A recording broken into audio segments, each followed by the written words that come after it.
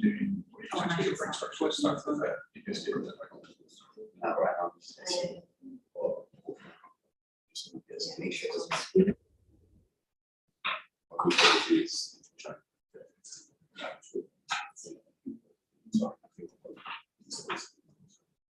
So things deal with. Hi everyone, welcome to this month's Dalton seminar. It's my pleasure to welcome you to our second ever hybrid one, which is also being live streamed on YouTube. Hopefully, fingers crossed, but it didn't work last time. So this month's seminar is a bit of a Fission and Fusion crossover. So it's my pleasure to welcome our speakers today. We have Dr. Lisgo, we have Professor Abbie Jones, and Dr. Tatiana Grebennikova. We'll all be talking today, and the titles of their talks are on the screens. Our first speaker is going to be Dr. Lisgo, and I'll introduce him in a bit. If during the talk anyone has any questions, we have people in our room as well at the moment, who hopefully you should be able to see. If you're in the room, please just ask all your questions. The speaker should be working. If you're online, please either post them in the chat or use the raise hand button in Zoom, and we will come to you as well. Okay, I'm going to stop sharing my screen and introduce our first speaker, who is Dr. Lisgo. He did his PhD on the CMOD diverter based at the University of Toronto, followed by a postdoc at the D3D diverter, working with General Atomics, before moving to UKAEA, where he worked on mass and mass upgrades, followed by a 10-year span at ITER, where he worked on the ITER main chamber, among different things, and he is now currently based in Canada. So I'm going to pass it over to Steve for his talk on an overview of the similarities and differences between Fission and Fusion.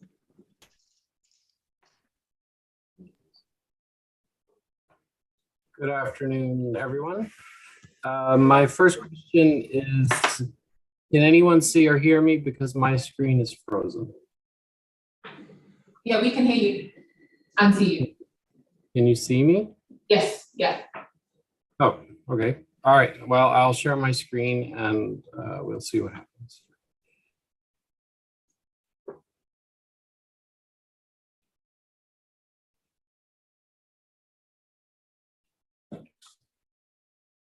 How's that? Anything? Perfect. Oh, great.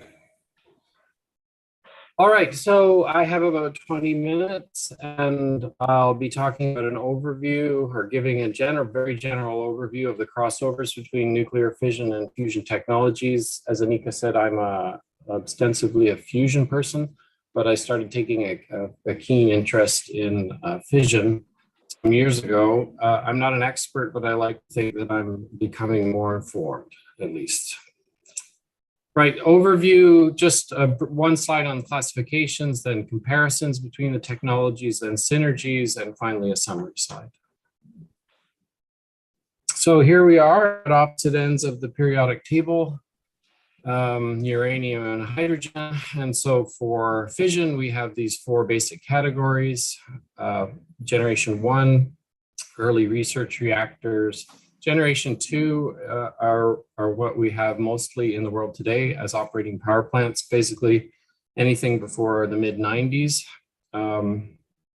Generation 3 and 3 plus, the plus is for considering things like manufacturability and economics and passive safety generally under Generation 3, and Generation 4 is advanced. Of Generation 2, the most common types you'll find pressurized water reactors, boiling water reactors, advanced gas reactors in the UK, of course, and pressurized heavy water reactors in Canada. And most of the reactors in the world, or the majority, are pressurized water reactors and boiling water reactors. So for fusion, there is no Roman numeral for 0, so I just left it blank. So that's Generation 0. I break it down into magnetic confinement fusion, compression fusion, collision, where you basically ram things together at high energy and hope you get energy out. And then lastly here, I have included what maybe used to be called cold fusion, but is now low energy nuclear reactions, because there are lots of people actively working on this. But the most prominent approaches, which have received the most funding and certainly recently have achieved significant milestones, are magnetic confinement and compression. Now, something that, of course, a lot of people are talking about these days, small modular reactors. They're generally based on generation 3+ and generation 4 technology. And then in the UK, you've also, relevant to this talk, have this advanced modular reactor funding program, which includes both fission and fusion. So there's a crossover worth noting. Okay, so if we're now comparing these technologies, so fission, here's Sizewell B in Suffolk, 35,000 megawatt reactor, which produces 1.2 gigawatts of electricity net and has a recirculating power of about 4%. So 4% of the electricity generated is used to run the plant. Taking an example of a prototypical fusion reactor, we have the ITER project in the south of France, which is a global consortium. It's been running formally since 2006. It is designed to produce 500 megawatts of thermal power and 0 megawatts of electricity. And that's by definition because there are no turbines attached. If you did take the heat generated and attempt to generate electricity, you would be lucky to be able to run the plant itself. So the recirculating power fraction is about 100%. And that's because of the energy draw of the plant systems itself, largely the heating systems to keep the fusion plasma going. But both of these reactors are designed to generate steam, so that part of the plant will be the same. So let's look at the reactors themselves for some key differences. So on the left here, we have a pressurized water reactor core. And on the right here is the core of the largest operating magnetic confinement device in the world. This is the jet tokamak in column. And the blue on the left is Cherenkov radiation, and the red on the right is hydrogen alpha emission from the edge of the thermonuclear plasma. The center of the plasma is about 100 million degrees, so it's too hot to radiate invisible light, so you can't see it on this video camera. So now a very general schematic of what's going on in the core here. So for fission, we have fuel bundles. There can be many hundreds of these, and they're quite complicated and interesting in and of themselves, but for today, they're just purple circles. Then you have a coolant and a moderator to slow down the neutrons to facilitate the fission process. Then you have some sort of heat extraction system and control rods, which absorb neutrons. So if you want to shut down the reactor or control the level of activity in the reactor, you can by inserting these control rods. Can have a blanket, especially a breeder reactor, where you're taking some of the neutrons to produce more fuel, or in a smaller reactor, you will want to reflect some of the neutrons back towards the core so that they're not lost.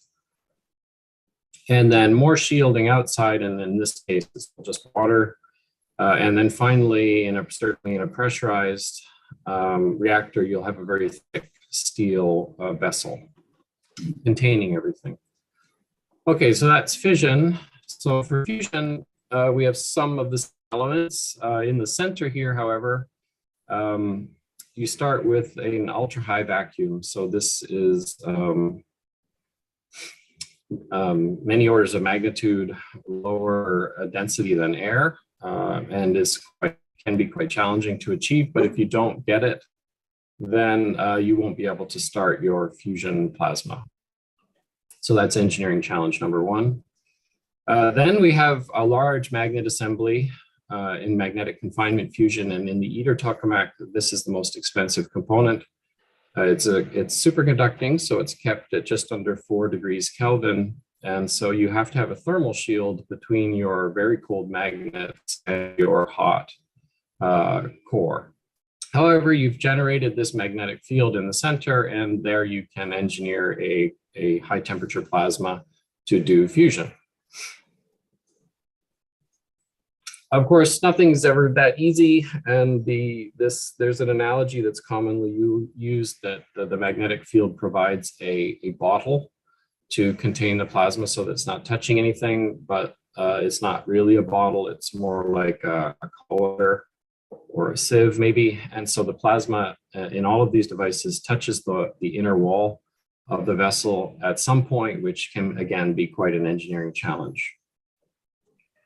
You also need penetrations, which isn't great when you're trying to produce neutrons and stop radiation from escaping. ITER has significant trouble with this, but they're necessary because you have to heat this plasma and control it. So we have high energy particle beams going in. On ITER, the particle beam system is larger than the tokamak itself. Also sending in electromagnetic waves for heating and control. Also, you need diagnostics because the plasma, well, it operates at it evolves at very short time scales, and you have to be watching. You also need to maintain particle control, so you have to get large pumping ducts. And you need investment protection because the stored energy in the plasma is very high, and if you lose control, it can damage the vessel. So you have to have a way of shutting down the plasma very quickly. All right, now not all fusion reactors would necessarily be that complicated. This is an example of inertial confinement fusion where, again, you have the blanket and shielding in the vessel, but the fuel pellet in the center is very small and you don't have the magnets. But in this case, if we take the largest inertial confinement system as an example, which is the US, called the National Ignition Facility, there's 190 something lasers coming in to compress that fuel. And of course, you need penetrations for all those lasers. So you do get back to some of these issues that in fusion, you need access to the core generally. Not great for shielding. So there are many, I should say, there are many non-ITER, non-tokamak approaches to fusion that are being investigated around the world. The general tagline for almost all of them is smaller, faster, cheaper. And certainly that's true in some cases. And so there is a lot going on in ITER. While it's a reasonable reference for what a reactor might look like, it's certainly not the only route forward. Okay, so now just to talk about fuels. So here's the uranium fission reaction. You get about 190 million electron volts worth of energy out per reaction. And in fusion, we're combining two isotopes of hydrogen and we get about 17.6 million electron volts, so about 10 times less. And this is worth noting because fusion often says that it has the most energetic reaction, but it's the most energetic reaction per nucleon. It's certainly not the most energetic per reaction. So fission has a higher energy density in that sense. Right, so how are we doing with these fuels? Well, if you go on Wikipedia, and I'm not ashamed that I took these numbers there, a little bit ashamed, but 5.5 billion kilograms of uranium ore is available, of uranium in ore, sorry. Or in the oceans, there's about 4.6 trillion kilograms. And recently someone argued that this is a renewable resource because there's a constant influx of uranium into the ocean from volcanic activity, which I don't know, I haven't looked into that, but it's certainly interesting. And if you look at other fuel cycles like thorium, well, there's even more thorium than uranium, and thorium has the potential for a higher utilization fraction. So, okay, we're all right for fission fuel. On the fusion side, for deuterium, it's basically inexhaustible. The ocean's 1 in 6,500 particles of hydrogen in the ocean are deuterium, so there's lots of that. You run into a bit of trouble with tritium because we only have 25 kilograms. So then you immediately wonder, because tritium's radioactive with a half-life of about 12 years, so it doesn't stick around for very long, so it doesn't occur naturally. And so what are we going to do about this since we need the tritium and we don't have any? Well, we're going to have to make it inside the machine by breeding it from lithium with this reaction here at the bottom. And of course, our lithium reserves are also very large. So if we can get this breeding cycle going, then everything is fine. In terms of inventory, there's about 100 tons of uranium in the core in a typical nuclear power station. So naturally, you're worried if that starts to melt. In fusion, there's only about a gram of tritium in the core at any one time. So if you have a loss of vacuum accident, you're not going to liberate a large amount of radioactive material. And in ITER, the tritium can get trapped in the vessel, and ITER's only allowed to operate if there's less than 1 kilogram of tritium trapped on the vessel surfaces. In terms of residency, when you put the uranium in a fission reactor, it sits there for several years. In fusion, the burnup fraction is a 1%. So you put the fuel into the core and most of it comes back out again without reacting. And so you really need a real-time tritium recirculation plant to operate these devices. And ITER has a tritium plant. It's not real-time and it's also already very large. But this is an issue with fusion. Okay, so neutrons, I'm going to speed up a little bit. Looking at the prompt neutron distribution from fission and fusion. So here we are. Fission has an average value of around 2 million electron volts, and fusion is much higher at 14. And what this does is unlock nuclear reactions that in fusion that you don't get in fission. These can be not great.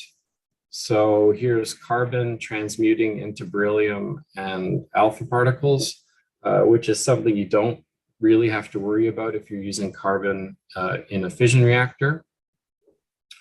Here's a particularly unpleasant one if you're using water in a fusion reactor, because you can transmute oxygen, which again is normally very stable in a fission reactor, to nitrogen 16, which after 7 seconds decays and produces a very high energy gamma. And this has become an issue in ITER as well, requiring significant additional shielding when the analysis was finally done properly. It's not always bad though. These high energy neutrons can do some good work. Here we have beryllium being used as a neutron multiplier, which you need in the fusion blanket, because you can never guarantee that every single fusion neutron is going to react with lithium to give you another tritium. You need to multiply up your neutrons. And so the high energy neutrons from the reaction do this work. Okay, transients. So I actually couldn't find a lot on this quantifiably for fission, but looking at certain accident scenarios, you at least have tens of seconds to respond if something's going wrong in the core, enough time to put control rods in. Fusion, things happen on millisecond time scales, and this can be very demanding. And in a large device like ITER, it's actually can be impossible for the control system to react in time. And so you have the option to shut down the plasma. So if you're going to run a reactor, you're going to need, with a tokamak, you're going to need a fast feedback control system. It's probably not practical to try and have a 100% feed forward system where you tell the machine what to do, it does it without any incident. Right, waste. So the waste in a fission reactor largely comes from the fuel, and in fusion, it largely comes from activation of the vessel itself, because in fusion, of course, the neutrons are escaping the core and getting out into the blanket. So this requires, I feel, stewardship. I'm keen on trying, personally, I think that this fuel has value and should be reprocessed. But of course, deep geological repositories are coming online. For fusion, the waste is generally shorter lived. Well, it's shorter lived, but there's going to be a lot of it because the vessel is quite large. And so recycling is likely necessary, as Dr. Matthews mentioned in a recent Dalton seminar. And this is actually becoming an issue for ITER. The regulator is starting to realize how much waste there will be. And again, so a lot of these things were kind of fuzzy at the beginning, and now that they're becoming more clear, the regulator is paying a lot of attention. Safety. So I'm not going to say much other than nuclear power per terawatt hour seems to be the safest source of energy. It's just not very good at killing people. And fusion and fission will be the same in this regard. So that issue of commercial tritium supply being low, if you look at the number of fusion power plant projects that are ongoing around the world, they don't match up with the available supply of tritium. And so well, it would be good to redouble our efforts at producing the global tritium inventory in the near term before these machines come online, because it takes quite a lot of time to build up tritium. So anyway, that's a synergy where fission, heavy water reactors are providing the fuel for the first generation of fusion reactors. Digital engineering is another hot topic these days, which both fission, particularly the small modular reactor design activities that are underway, and the fusion reactor design activities, they just need, to proceed efficiently, we need more work done with simulation. And so again, we need to redouble efforts as a common cause with these digital tools, taking advantage of the new generation of exascale computers that are now also coming online. This certainly, if you look at fusion as a research activity traditionally staffed by physicists, it's become clear that in more than one situation, a lack of professional project management is a liability. And so I would hope that at some point the sort of this professional aspect from fission starts to translate into the fusion world. And that's maybe happening based on some conversations I've had with people recently. In terms of regulation, fission, in particular SMRs, and I'm mentioning Canada here because it's an aggressive SMR program, encouragement program, I guess you would say. And Canada revised its nuclear regulations not that long ago to accommodate SMRs, making it easier by this notion of risk-informed regulation has always been the case in Canada, but they created a special branch of regulations for SMRs, acknowledging the lower risk, and the same is now happening for fusion. Now, the ultimate sort of fusion-fission team-up is the subcritical hybrid reactor, where you basically take the uranium and put it in the fusion blanket. And this does, in theory, allow you to produce quite a lot of electricity from a very reasonably small amount of fusion power. The question that comes up often is, does this give you the best of both worlds or the worst of both worlds? And it seems like it's maybe the latter. It's certainly not something that, it's something that sort of comes up semi-regularly, but other than the Russians, there doesn't seem to be any sort of major programs centered on this. One application could be as a waste burner, not producing electricity, but just simply trying to get rid of some of the long-lived waste. Okay, so that's it, a summary.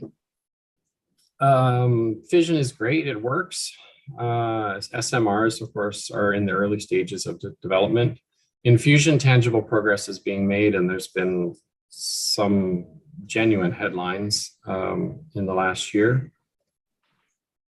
Fission does offer higher energy density, although, of course, the energy density of fusion is also very high relative to other sources of power. Fusion has greater complexity. There's no getting around that. Fuel is readily available for fission.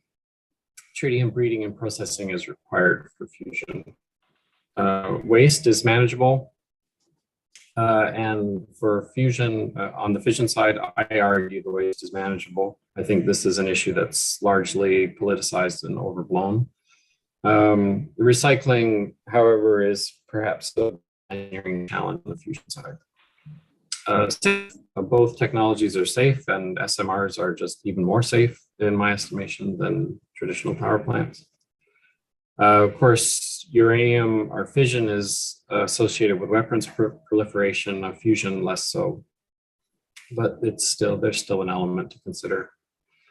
Now, given all the challenges with fusion, some people like to, of course, constantly make fun of it. I would argue that in a very broad sense, these sort of wicked problems have value, but it is important to be strategic and maintain context when trying to solve these problems. So anyway, that's more of a philosophical point I wanted to end on. Okay, thank you very much. Brilliant. Thank you, Steve, for that really great overview. If anyone has any questions online, just put them in the chat and we'll do questions at the end, and in the room, just keep them in your brain. Our next speaker is Professor Abbie Jones, who's a professor of nuclear graphite engineering within the Department of Mace and the research area lead for nuclear materials within the Henry Royce Institute for Advanced Materials. Her research focuses on the fundamental behavior of nuclear graphite for use in reactor systems, and her research team undertakes independent research and advice of graphite behavior of advanced gas-cooled reactors to support the Office for Nuclear Regulation. Her research interests specialise in understanding of irradiated damage processes in nuclear graphite using microstructural and analytical techniques such as transmission electron microscopy, Raman spectroscopy, X-ray and synchrotron diffraction and synchrotron tomography, with validation through isotopic inventory and material property modeling to understand structure and property relationships. And today she's going to be talking about nuclear graphite waste treatment for fission and fusion systems. So I will pass it over to Abbie. Okay, all right, thank you very much, Anika. And thanks to Steve, that was a really interesting talk. That was very informative. It lined this talk up really well, because we'll talk a lot about tritium and how it could help relieve some of the problems of tritium being available for fusion processes. And that could come really from the fission industry. So I'm going to share my screen now. Let me know if it's all okay.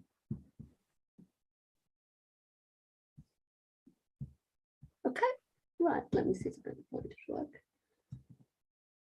Okay, so let's talk about graphite for a little bit. We've used graphite from the dawn of time in the fission world, from the very first reactors in the 1940s right up until today. And at the end of life, what we end up with is a huge volume of waste.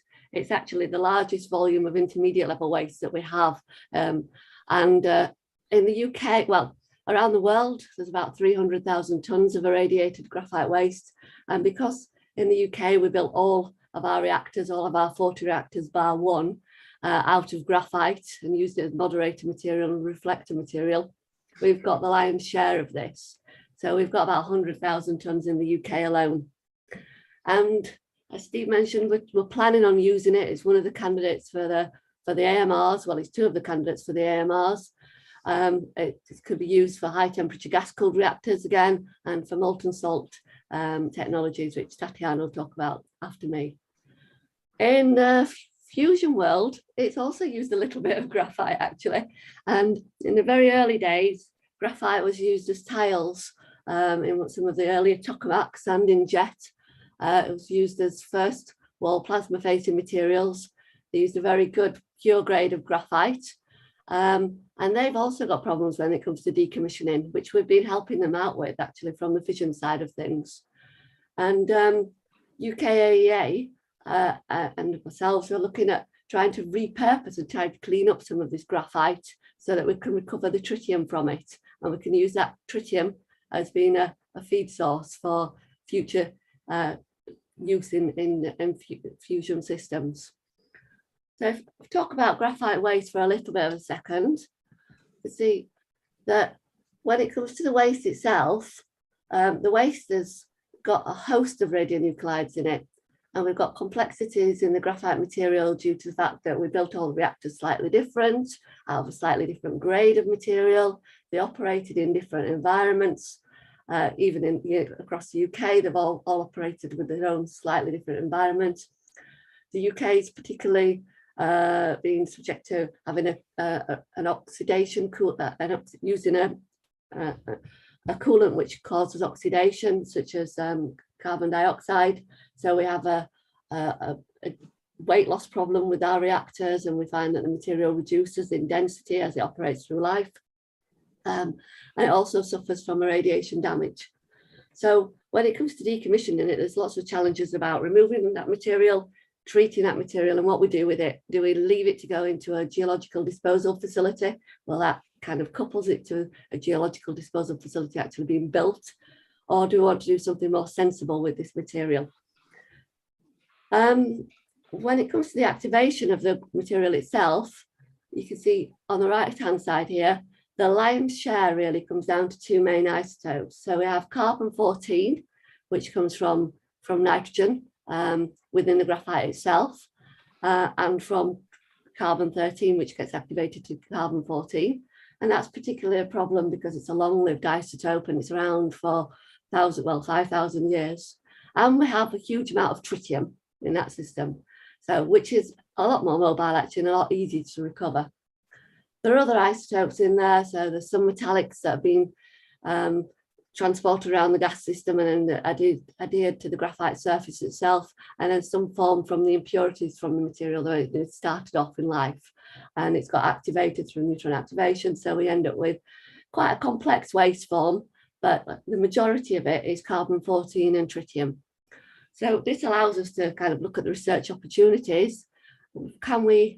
Are there opportunities to provide solutions to clean up this waste and to reduce its activity? And that's what a lot of my work and my team's work have actually done. It's at the moment it's classified as what's called an intermediate level waste, and it's lumped together with the fuels as called a higher activity waste all in all. And with a little bit of sensible treatment, you can reduce that activity and reduce it down to low level waste, or even lower than that. Can we get down to exempt waste forms? We've also looked at opportunities to scale what we do in the universities up with industrial partners, because there's a lot of this graphite, so they don't need to be treating it at grams per hour. We need processes that can have throughputs of tons per hour, so they can get through 300,000 or 100,000 tons in a sensible time scale. There's opportunities around the decontamination. We know tritium's a very expensive commodity, but as is carbon-14, it's also a very limited isotope. And if we could remove the tritium and the carbon-14, we could allow us to decontaminate it, but it could also allow us to recycle that material. So we've got future potential reuse of isotopes. And if we've cleaned all this up, and I'm a recycling kind of person, if we can clean it up, why don't we use it again in next generation graphite reactors? We can close the life cycle completely, close the loop, and we've got all the graphite that we need if we can recycle and reuse it for AMR technology. So there's a lot of opportunities really going forwards, I feel, when it comes to treatment of graphite waste, and we shouldn't be kind of leaving it to just be disposed of in a GDF. So that's the motivation for the work. As I mentioned, my research looks at more than just graphite waste treatment. We do a little bit, we do a lot. We fully support the nuclear regulator around AGR safety, and we do a lot of work in the group looking at independent stress analysis to support the Office for Nuclear Regulation. We do a lot of work around understanding graphite in future reactors and how it could be quite different and how it would behave very differently than in our current reactors, because we're operating at much higher temperatures, much different environments. And the majority of work that we do as well around waste treatment, looking at various options for cleaning up that waste and trying to decontaminate it as much as we can. And that work's really involved us working with lots of partners around the globe. We've had lots of success through Innovate UK, through working with research councils and universities and national facility access. And we've got a lot of worldwide collaborations, because graphite's not just destined for the UK, it's destined for all around the world. Graphite's not been just used in the UK, it's been used all around the world, predominantly in America, some of our friends over in the Far East, and also across Europe and in Russia. Many years ago, when we realised that we needed to do some work on graphite, real graphite samples, and try and understand what decontamination rates we could actually achieve, we set up a unique facility here in Manchester to be able to handle radioactive material at a laboratory, university setting. And that's been really successful, going forwards. And we've built this up to a facility that's got now 5 laboratories, and it allows us to do everything with the graphite. So we can machine samples down, we can do our own radiometrics and radiological analysis. We can do microstructural analysis, look at the material in 2D and in 3D, and we can do lots of in situ measurements. So we can try test the material in situ to understand its mechanical behaviour and its environmental behaviour. And we can also do quite a lot of chemical and physical treatments with online spectroscopic evaluations to be able to understand how treatment technologies evolve and when we're getting to the maximum treatment levels for maximum tritium or maximum carbon-14 removals. So I'm going to spend the next few slides just talking about the treatment work that we do actually, and the motivation behind that treatment work. So when it comes to the research, there's 3 areas really that we need to look at. We need to be able to enable us to be able to dispose of a radioactive graphite. We need to be able to characterize it and understand what the origins of those isotopes are in the material, and more importantly, what the location is within the microstructure. If we understand how they got there and where they're located, it helps us to develop the best treatment methodology we can in order to reduce that isotopic content. And then I talk about treatment. We're looking at reducing isotopic content now. How do we do that? Can we do some kind of pre-treatment to that material where we can simply wash it off and then leave the material intact but decontaminate it? Or do we have to directly remove the material through direct chemical and physical processes? And sometimes we look at doing complete oxidations or complete dermal treatments where we remove all of the graphite in order to just extract the isotopes of importance. And other times we want to be able to control that again to get maximum release, but with minimum loss of the material itself. And finally, we look at containment. What happens to the material at the end? What we're left with? How do we deal with it? We don't want to generate more secondary waste, and we don't want to make a material that's a bigger volume than we've already started with when it comes to graphite, because we've got a lot of the volume to start with.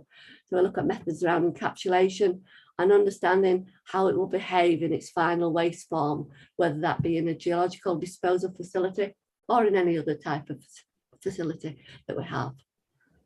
So I'll talk a little bit about non-destructive methods that we've used. The first one is looking at X-ray tomography. And really, we've used, at Manchester, we've used 3D imaging a lot to look inside and really probe the location and the bonding of impurities and radioisotopes within samples. So here, these are just 3 images where we've looked at irradiated graphite materials, and we've scanned them using X-ray tomography and developed a 3D understanding of the microstructure and of the location of those impurities within there. And that gave us real insights in developing treatment technologies, because we found that a lot of the metallics are actually located within the pores, within the porosity, within the graphite matrix material itself, and that they can be quite inhomogeneously distributed throughout the material. So we're looking at trying to get a treatment technology, therefore, that will just attack the surface of the pores within the material in order to decontaminate those metallics quite readily and remove them as quickly as possible, and then leave the graphite material intact, but much less active in terms of radioactivity. And again, I don't know if this will work very well. Sometimes it doesn't. My computer's not the best. It's having a go. Having a go. Oh, I don't know why it's green. It's the 3D reconstructions of graphite, and what you can see here in the light green colour is looking through the microstructure, looking at the pores that are contained within that graphite, looking at the connectivity of those pores and how much they're connected throughout the structure, and an allocation of those impurities in terms of being bound within the graphite material itself. We've also used things like electron microscopy, again, to help us, coupled with things like, coupled with techniques like EBSD or electron EDAX, energy dispersive X-ray spectroscopy, in order to understand the elemental composition of impurities within materials. And here we've been able to find some of those impurities that we've seen within the 3D structures, mill the graphite down, find them within on the surface of the graphites, and then look at them under the electron microscope. And then we're able to do some elemental analysis and identify that these materials can be attributed to nickel or to iron or to other metallics in there. And that really, again, helps us to understand that distribution of isotopes within the material itself. And again, we've used methodologies such as autoradiography when we're looking at carbon-14 and tritium within the material. And that, again, helps us to understand the location and the distribution of the carbon-14 and the tritium within the material. And we found this within graphite, again, to be really inhomogeneously distributed. And that gives us some difficulties when it comes to trying to develop treatment methodologies. So some of the other work that we've done in the group has been looking at activation modelling. It's okay trying to characterise the material experimentally, but if we've got a whole core that we need to understand the isotopic inventory of, then we sometimes need modelling to be able to underpin our experimental findings. So we've developed methodologies in Manchester to do inventory calculations for whole cores and really give us a good understanding of the fingerprint of what kind of radioisotopic content we're going to be dealing with when it comes to end of life. So these are some analyses that we've done where we've taken the neutron flux data from the reactors itself. We've taken information from the elemental composition, and we've really developed what's called a hybrid flexible model, looking at the nuclear data from reaction cross sections and from radioactive decay, and we've put that all together and used a modelling piece of software called FISPAC in order to develop an inventory calculation, a whole core calculation to understand what type of isotopes will be generated at end of life and how those compare to what we actually measure in the material itself. And we've done a lot of that work at Manchester. It's really helped us to underpin what we're looking at and how we're trying to, how we can try at best optimize those treatment methodologies. And here I just compare some results from experimental versus simulation results for the 3 isotopes that we've got, the tritium, the carbon-14, and another isotope of concern, which is cobalt-60, which gives concerns if we do accelerated decommissioning because it's a short-lived isotope that's quite gamma emitting, so it can cause quite a lot of problems when it comes to active handling. So experimental versus simulation results have been good. They all give us insights in how to understand and characterize that material well and give us an insight on how we can develop our treatment methodologies. Going on to treatment research, we've done a lot of work on treatment. And again, the main drivers around this have been to remove these long-lived isotopes, immobilize the waste, reduce it from ILW to LLW, give a standardized waste form and a stabilized waste form. And then also to make sure that we have a reduction in any secondary waste production. As I mentioned, we don't want to treat a graphite at the end of the day where we end up with more product as a secondary waste form than we do as a starting material. So it's always important to think about the holistic view is when it comes to treatment of material. And ultimately, that's been to reduce the volume and reduce the isotope content. And some of the work that's been really promising that we've taken forwards with us, and now that the UKAEA are looking at, is looking at preferential oxidation, using a small amounts of oxygen in an inert environment to remove any surface-bound radioisotopes. So we've done this previously at Manchester, where we've got graphite samples. We've put them into a we've put them into a furnace. We've either done that as intact graphite materials or as crumbled graphite materials, so we can increase surface area. And we've put a very small amount of oxygen just to have a little bit of preferential oxidation of the material. And then we've collected off and separated the tritium in the first couple of bubblers, or the first couple of bubblers within that system. And then we've collected off the carbon-14, and then we've left the residual graphite intact, and that contains all the other isotopes, all those metallics there, and all those other nasties in there, but we've managed to reduce that activity significantly. We've reduced the activity overall of the material by about 60% by removing some of the tritium, by removing some of the carbon-14, and then we've left that very small amount of metallics in the system. So one of my PhDs looked at this for looking at carbon-14 removal, and you can see that we've got a preferential release of some surface-bound carbon-14 removal compared to carbon-12. The dotted line just shows a one-to-one relationship of carbon-12 to carbon-14. And you can see much of the data lies above that, where we're removing some of the surface-bound carbon-14 from that material. And we've got similar results actually around tritium. As you increase temperature, you start to oxidize the material more. But at the low temperature regime, when we're looking at the first stages of oxidation within the material, we can actually preferentially remove tritium from the material without removing the majority of graphite itself. And these are PhD studies that we're trying to now upscale and working with Cologne to see if we can just really increase that efficiency and get that up to somewhere around 80% and higher. And then tritium processing is well established in Cologne, and they can go on and then purify that, so it's a useful commodity for them for the jet reactors and for other fusion systems.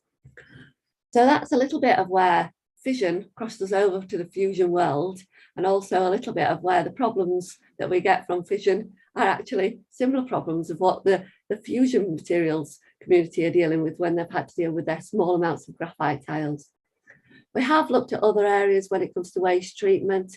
We've looked at large scale oxidation, and we've worked with industry to try to scale up the full thermal oxidation, so the full oxidation of graphite in large projects, working with companies where we've tried to completely oxidize graphite material and get throughput rates of several tons per hour.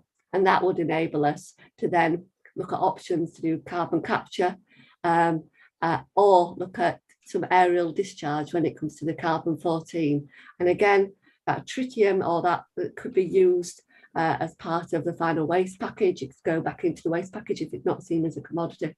And we'd be left with a waste package, which would be a very, very small volume of very, very high activity, which could then go to GDF and not have a much smaller footprint for the GDFs. And then finally, the work that we've been looking at, which Tatiana will talk about, I'm sure she'll include it with some of her discussions, it's been looking at molten salt cleanup of graphite, where we've used molten salts to actually just focus in and remove some of the metallics from graphite. And they've been really efficient. The molten salt's been very, very efficient in reducing specific activity from LLW right down to low-level waste, and in some cases exempt level waste, without damaging the graphite material itself.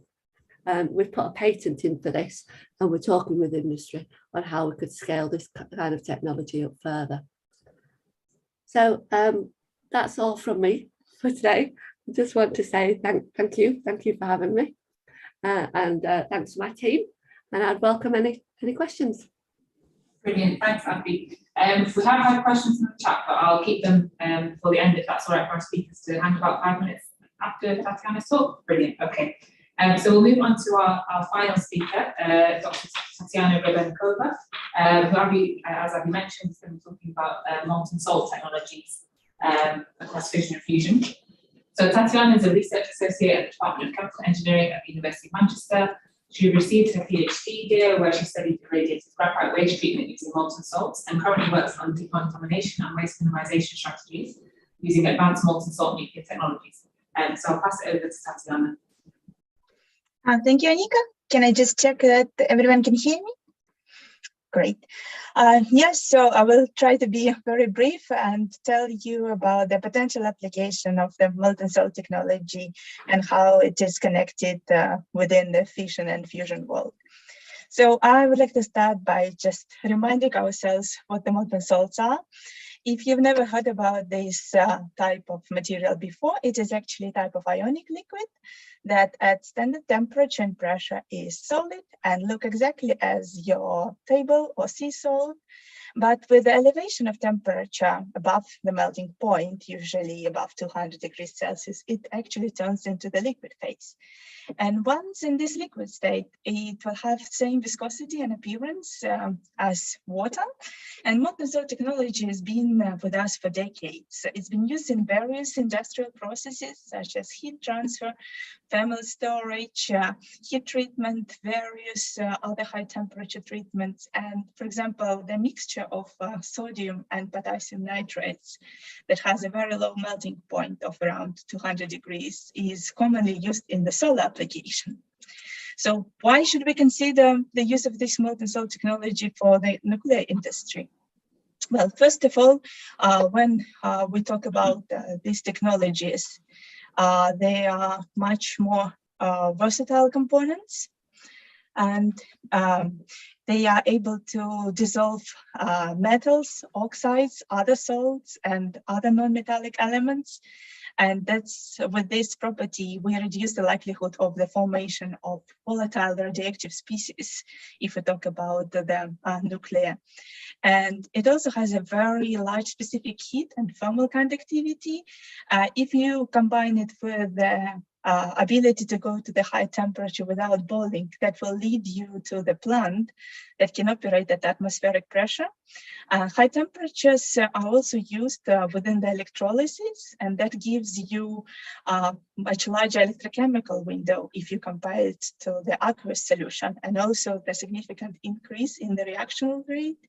So with that, the last one is that being inorganic and non-aqueous media, it is actually less sensitive to the radiological hazards and aqueous processes. And it also suffers less radiation degradation than anything else. So that's why it's probably not a surprise that there is already a potential to use this technology within our fission sector.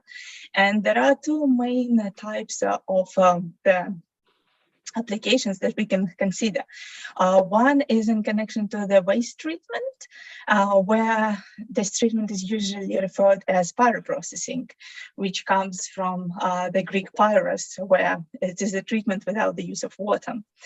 And another one is in connection to the potential reactor design of our advanced modular reactors, which are molten salt reactors. And let's look into the details of each of these methods. So first of all, the pyroprocessing. What does it mean? It's usually when you have your spent fuel and you ideally want to recycle some of the components. In our case, that will be the uranium products that could be returned back and reused to produce the new fuel pellets. And in this case, you can place your fuel into the special apparatus that is called electro-refiner. And it basically consists of the two electrodes, the anode and the cathode, which are immersed into the electrolyte. And in this case, the molten salt will be exactly this electrolyte. So if you have the difference between the cathode and the anode, the ions will start to migrate towards the electrodes. And with this potential difference between the electrodes and the ions, especially if this is bigger than the reduction potential of a given ion, what we usually have that this element will actually be reduced on the electrodes, and especially this difference in the reduction potential is what enables us to separate those elements.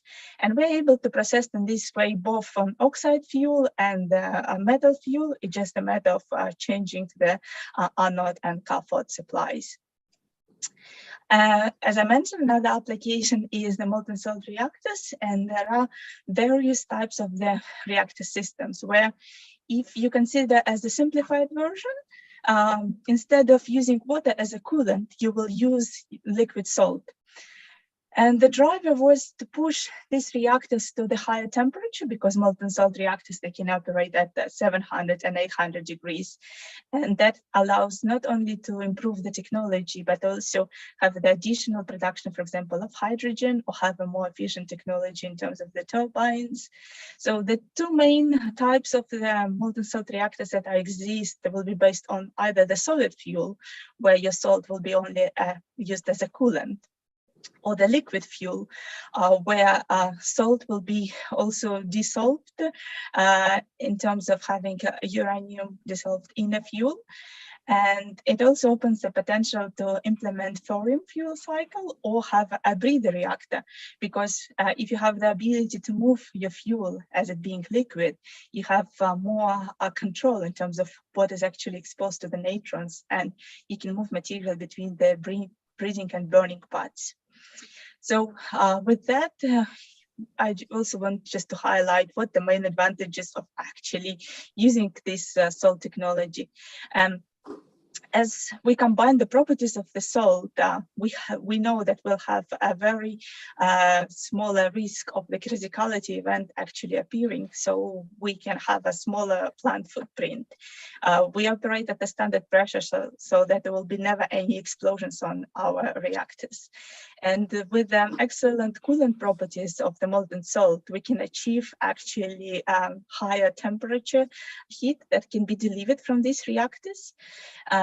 The salt usually has a very low neutron absorption, and if there is any failure of the fuel, the fission products will most likely be dissolved in the fuel and not exposed to the atmosphere. However, one of the challenges that is specific for the connection between fission and fusion is that if we talk about the lithium fuel, that from the fission perspective, what we want to ensure is that we actually have lithium-7 as a main component, so that will limit the production of tritium in our salt system. And if you move on and consider what could be the application in the fusion sector, then, and as already been mentioned by Stephen, pretty much every fusion reactor will require some sort of blanket. The blanket should ideally meet the essential criteria. It should convert the energy from the fusion neutrons into the heat. Then ideally, if you have lithium, that you want to convert lithium into tritium as fast as this tritium being consumed. And also you want to shield your magnets or any other components from the radiation. And last but not least, you also want to cool down your walls. So there are various fusion blankets that are being proposed and studied, and still the higher in terms of power density you go, the more difficult it is for you to use any solid blanket. And also you need to consider that the coolant should also have a very low electrical conductivity, so that you will avoid the interactions between the coolant and the magnetic field. And obviously the solution of using the salt, as I mentioned previously, with a lot of properties, it's an obvious one and it's not new. So currently, the one example that stands out is the proposed option of using lithium beryllium fluoride salt, or as short FLIBE. In this case, the selection of this salt is also being pushed just from the physics perspective, as you will have a sufficient amount of tritium that can be self-sustained within this fusion machine. And also, by using the additional beryllium, you can potentially have a multiply of neutrons, and lithium plus a neutron, that is how you can breed your tritium. The most important part that in this case, you would need to ensure that you will have up to 90% of lithium-6 to have a sufficient amount of tritium being produced and make this reaction sustainable.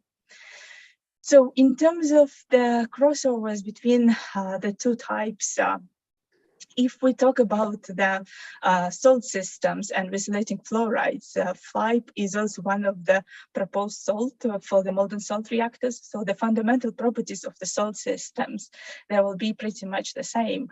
And we do need to study them at various temperatures.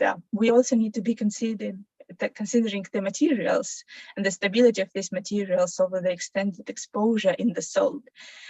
In terms of the technologies that both industries will probably need is to ensure that at each moment we do know about the amount of tritium that are being present, that we can separate lithium-6 from lithium-7, that we do know how to ensure the purity of our salt, and we know the corrosion mechanisms and how we can limit them. From the equipment and consumable perspective, that will be more about how exactly we're going to move salt around, whether we have access to the pumps, tubes, and other essential components for our coolants.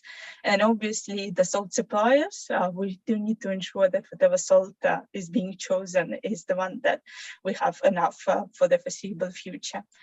And in this case, just to summarize, the main challenges that we're currently working on is that the material degradation and contamination, which is based on the potential corrosion of our metals in contact with salt. Then the recycling of the salt and how frequently we do need to do the cleaning process, as well as online purity control for our salt. And at the same time, at the end of the life of our reactors, we do need to consider the treatment for all generated waste streams. So just quickly to go through the challenges that are associated with each of those steps. So in terms of the materials, that usually falls into several categories that can be combined on irradiation effects, corrosion effects, and the strength that is required from the material once it's operated at the high temperature. So currently there is an extensive screening of the attractive alloys that can meet all of those requirements. And it's probably very unlikely that just one alloy will meet the requirements for all the potential designs that are being implemented. However, if we look at the already existing materials and what research has been done into that, we only have the 316 stainless steel, for example, qualified to be used within the nuclear industry. However, we do know that there are quite a lot of disadvantages and limiting factors, such as low corrosion resistance and low allowance for stresses. The Hast alloy N was already demonstrated for the prototype of the molten salt reactor previously. However, there is a problem of helium embrittlement. There are other nickel alloys and other potential alloys. However, there is still a big need to do the research in terms of establishing the technology and potential control for the chemistry and the corrosion of those components at the elevated temperature and with extended amount of time. With this, we also need to ensure that not only metals are stable, because if on the other side we can also control the impurity of the salt, we will be able to limit all of this corrosion. And it also stands with us on terms of like how exactly the molten salt will provoke those corrosion. In this case, we do need to consider that it's not a straightforward mechanism. It's usually will have the solubility of specific components, such as, for example, if we have additional presence of oxygen or water, it will be dissolved in molten salt, and only then it will react with the corrosion layer of alloys. And it can improve and continue till the moment that actually all of the layers are used. So in this case, we do need to consider the techniques such as electrochemical monitoring that will allow us to control the corrosion impurities and understand more about the solubility of those species and how exactly we can interact and control them in the future. Its all impurities will also lead not only to the corrosion, as for example, we will have the production of new components that will be soluble in salt, that will change our salt composition. The change in the composition is a difficult one to address because it can impact both on the change in the salt behavior and on the increase of the melting point, as well as lowering, for example, the current efficiency, if we talk about the electrolysis processes. And in this case, it would be easier to prevent this rather than to suffer from the consequences. Last but not least is the salt waste challenge. So in this case, from the environmental perspective, of course, the goal would be that we need to prevent and minimize waste generation, as well as we want to reuse and recycle salt components whenever it is possible. The main challenges is that we'll have to address that depending on what application it would be. We can have a quite significant heat that being generated within this salt. For example, if we process a spent fuel, we'll have a buildup of this fission, corrosion, and other products within the salt. And if we are not careful enough, that could really result in their release into the environment if we don't have a special containment to hold them. So for any future, we'll need to ensure that we consider not only the reducing of these waste forms, we also need to make it as simple as possible to ideally make it cost effective. At the same time, what we want is to ensure that we have a stable waste form that can be fabricated, and it's especially the case for the chloride salts, as they are the ones that are not a good option for example, the glass waste form at the end of the day. And with that, I would like to finish my presentation, and I would be happy to take any questions. Thank you so much, Tatiana, for another fantastic talk, and thanks to all of our speakers again. I thought all the talks really complemented each other really nicely. I know we're over time, but if we try and do questions for 5 minutes, we've had one in the chat, which is asking, I think, for Abbie, what is the origin of the tritium in fission reactor graphite in the AGR bricks? The origin of tritium? Yes. Oh, it's from lithium. It's from the lithium impurity that we get in graphite, unfortunately. So, yeah. Brilliant. Thank you, Abbie. We've also had an advertisement in the chat about an IAA activity on this topic from the 6th of 10th to the 10th of June. So if anyone's interested, please do take a look at that. Does anyone in the room have a question? No questions in the room. Any more questions online? No? If not, then I'd like to thank our speakers again. I have a couple of quick announcements. Next week, we'll have our April seminar. It's only a week later, but because of Easter, we're having it next week. And that's going to be in the same room for people who are here about 1 p.m. next week. And that's on nuclear in Latin America and also SMRs in Canada. So linking back to what Steve was talking about as well. Also, we're currently looking for more Dalton champions. So if anyone is based in Manchester and would be interested in being a Dalton champion, please get in touch with me or Rachel. But thank you again to our speakers, and thanks for everyone who's attended, and hopefully see you next week. Take care, everyone. Bye bye. Thanks,